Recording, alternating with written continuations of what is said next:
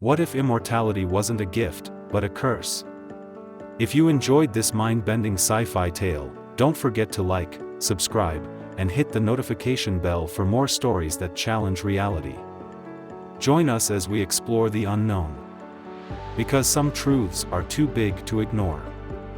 The Titans of Tomorrow. By J.W. Steele. It was on the 12th day after breaching the galactic boundary that the Aeneas descended through the thick, violet-tinted atmosphere of Hecaton 4.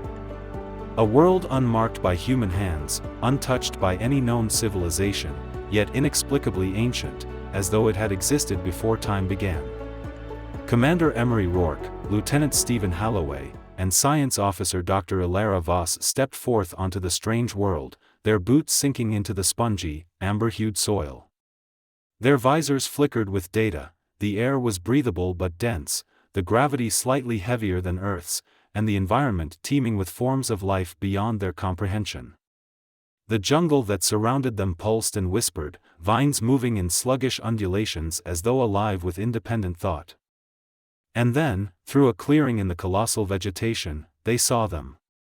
A tribe of titanic faces, carved from a mineral unknown to human science, stood in solemn repose, rising hundreds of meters into the sky. Their features were impossibly precise, majestic, haunting, possessed of a profound and austere intelligence. Strange inscriptions, weathered, yet unbroken by time, ran in intricate spirals along their immense surfaces. Their heavy-lidded eyes, despite being composed of stone, seemed to follow the astronauts with a gaze both transcendent and prophetic, as if the cosmos served as their muse. "Good God," Halloway whispered, tilting his head to take in their sheer scale. "They're watching us."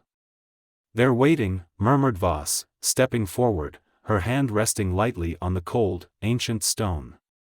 She could feel the cold pulse of something alive within. Then, the voices began. A tremor rippled through the ground, not an earthquake but something deliberate. The air grew thick, charged with an unseen force. The statues did not move, yet their thoughts resonated through the astronauts' very bones, entering their minds as a solemn and immutable decree. "We are the bound. The eternal. The fallen kings of stars. We are wisdom chained in stone, burdened with eternity." Rourke reached for his communicator, as though the phenomenon could be rationalized. "Who are you?" he demanded. "What is this place? You call it Hecaton. We call it nothing. For we have no place. No home. No sky to call our own." A silence followed, stretching long enough for doubt to creep in. Then Holloway laughed, his expression nervous and forced. "Right. Telepathic statues. What's next, levitating mountains?" But Voss did not laugh. She was staring, transfixed, at the immense faces, her mind open to the message beneath their words, the vastness of their suffering. "You cannot comprehend us," the statues intoned. "For you are fleeting, a flicker of thought before oblivion.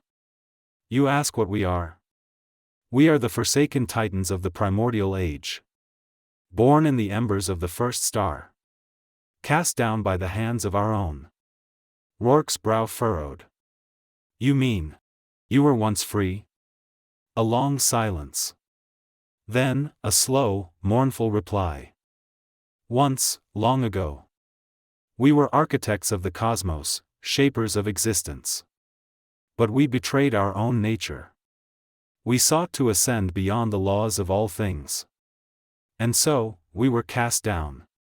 Bound to this rock, where our only freedom is thought, and thought alone." The jungle whispered around them, the vines seeming to recoil as though fearful of the Titan's mind. Halloway exhaled sharply. "This is insane. We should record this, take what we can but Voss was not listening to him.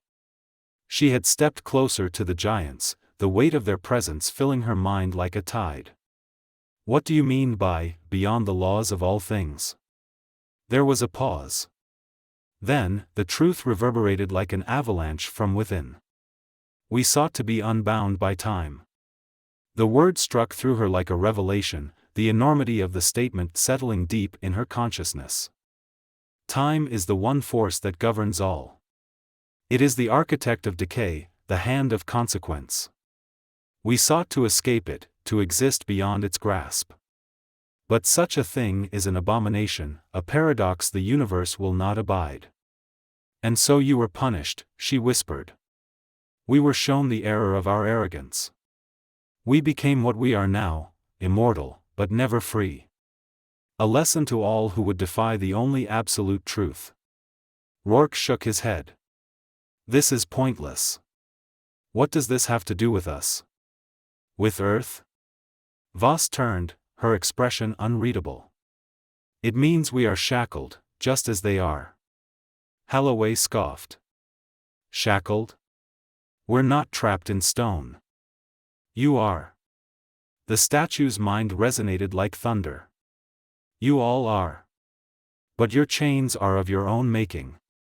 The air pulsed with their final revelation. You run from death, but it is death that gives life meaning. You seek to conquer time, but time is the only measure of existence. The moment you break free of time's flow, you cease to be. You dissolve into nothingness. A deep stillness settled over them. The greatest curse is eternity. The greatest gift is the fleeting moment. That is the one, eternal truth. The curse of gods and men. Voss felt the weight of those words settle in her chest, pressing against something she had long refused to acknowledge. The desperate struggle of mankind to conquer time, to outlive death, to seek immortality through science, through digital consciousness, through the defiance of nature itself. They were all just as trapped as these titans. But where the titan's prison was stone, mankind's was its own unquenchable craving. Rourke clenched his fists. If you had the chance, would you take it back? Would you choose mortality? The statues did not reply. They did not need to. The silence was the answer. After a long moment, Rourke turned. We're done here. Let's go. Holloway was already moving, eager to leave the presence of the behemoths. But Voss lingered, looking up into their sorrowful, knowing eyes. She saw it now, what they saw. And it changed everything. As they made their way back to the Aeneas, she knew what she would tell Earth. That immortality was not salvation. That time was not the enemy. That the beauty of existence lay not in its endlessness, but in the brevity that gave it meaning. And as their ship rose into the violet sky, the Titans watched, unmoving, bound forever to the only truth that mattered. A truth humanity was not yet ready to accept.